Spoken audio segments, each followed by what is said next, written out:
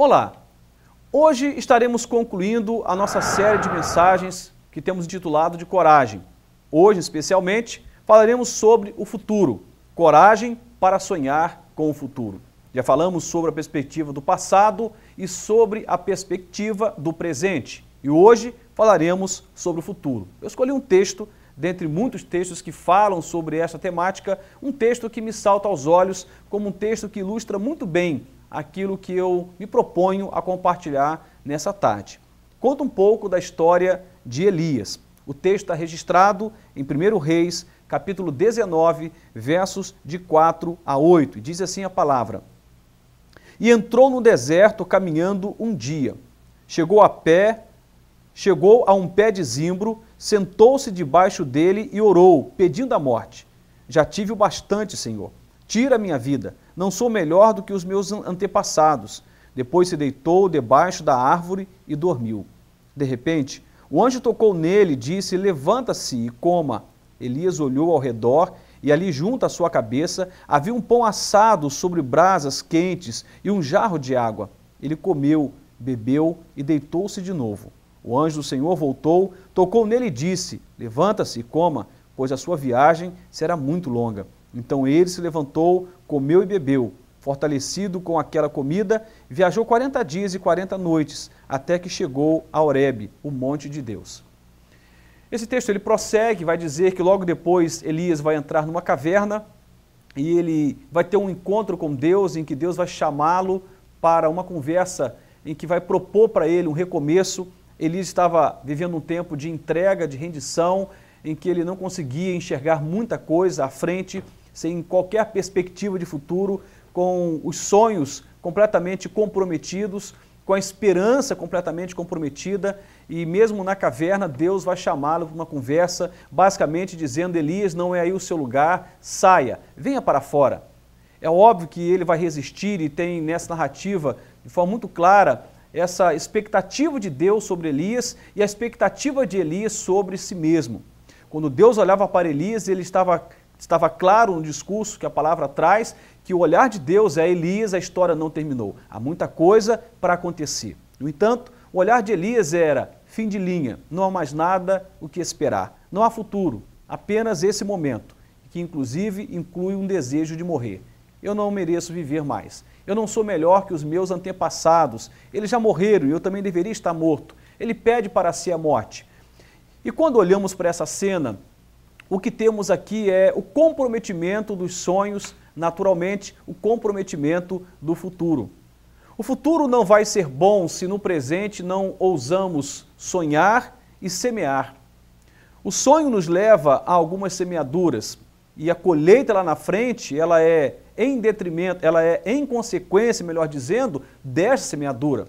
Não há possibilidade de grandes colheitas sem grandes semeaduras. O texto fala de um momento delicado em que Elias vai passar. Momento este que se identifica com muitos momentos em que nós passamos na vida. Momentos em que não temos mais perspectiva alguma quanto ao futuro. É óbvio que esses momentos são avassaladores, eles desequilibram a nossa vida, eles mudam o nosso foco, inclusive nos fazem perder a perspectiva da fé. Ele estava vivendo um profundo esgotamento emocional e espiritual.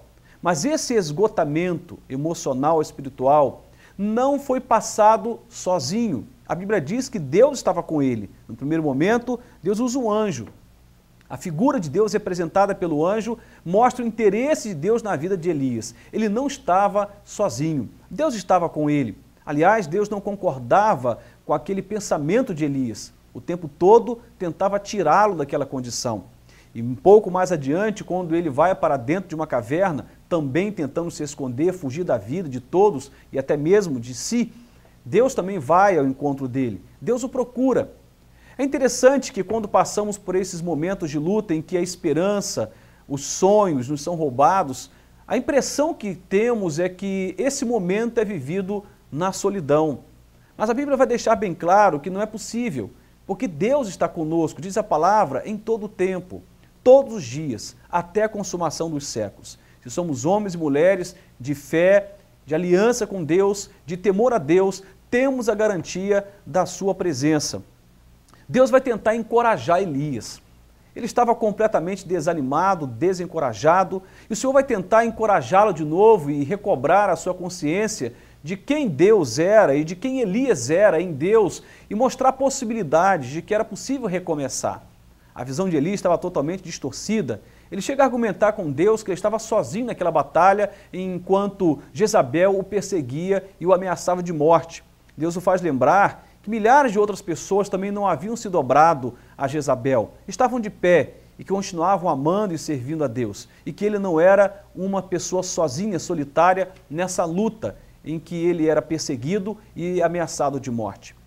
É interessante que essa perspectiva da solidão, essa perspectiva do vazio, de que chegamos ao ponto final, de que não há nada mais para fazer, rouba de nós o sorriso, rouba de nós o brilho nos olhos, rouba de nós o sabor, a alegria de viver, a cor da vida, rouba de nós e apenas vivemos como que vegetando, mas sem o entusiasmo necessário. É preciso coragem para sonhar com o futuro. E essa coragem, ela começa em Deus. Deus havia encorajado Elias naquele tempo e Deus nos encoraja em todo o tempo para que possamos, para além do momento, pensar em dias melhores, sonhar com dias melhores, planejar e pôr em prática, em ação, aquilo que Deus tem nos dado como direção. Não é apenas sonhar, não é apenas fechar os olhos e imaginar algo melhor para além do momento. Mais do que apenas sonhar, é um sonho que também está aliançado com uma ação, com uma prática, com uma objetividade na ação. Não apenas um sonho vazio, como alguém que vive nas nuvens, mas um sonho, como eu dizia no início do programa, com os pés no chão, mas o coração no céu, os olhos no céu, na certeza de que do alto viria e virá a vitória. Olhando para a palavra de Deus, a Bíblia diz aqui o interesse de Deus em ver Elias numa situação diferente.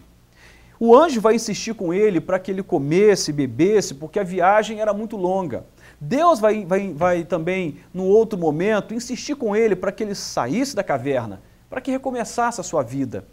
Eu não sei se você está vivendo esse momento em que o futuro parece não ser mais considerado, porque você mal consegue enxergar o presente, se você está com seus sonhos morrendo, se você está com a sua expectativa de vida e de futuro comprometida, se você está tendo dificuldade em enxergar para além desse episódio da vida em que você passa agora, eu preciso dizer a você que você precisa de uma visitação de Deus e que Deus derrame coragem.